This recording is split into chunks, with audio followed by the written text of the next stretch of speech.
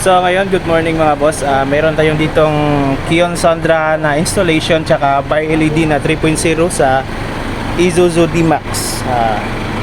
Ito po muna yung low beam na Kion Sandra. H11 po yung socket. Kita nyo naman po.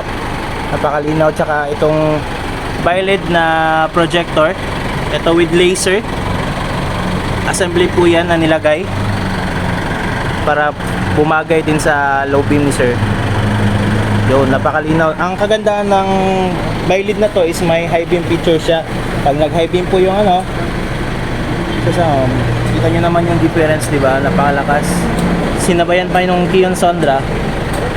Yung sa ngayon, yung high beam ni sir is yung stock na lang daw muna. Kasi nalalakasan siya ng bi-LED eh. Bi-LED tsaka yung low beam niya. So, napakabagay, napaka-fit naman sa kahit anong sasakyan.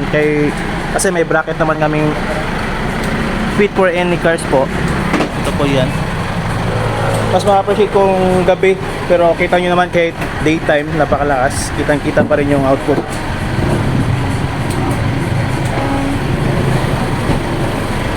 For more inquiries na lang po, visit na lang dito sa shop namin, dito sa Shell Bahada Dao, in front of Shell, Andres Autos Accessories. Ito po yung shop. You can visit us Monday to Sunday, 9 AM to 5 PM. Ito po yung mga services offered namin. You can proceed na lang para makita nyo. Again, napaka-easy lang install ng mga projector lights namin. At LTO, hindi po siya bawal sa LTO kasi assembly naman po siya. Hindi naman po siya yung auxiliary lights na nakalabas.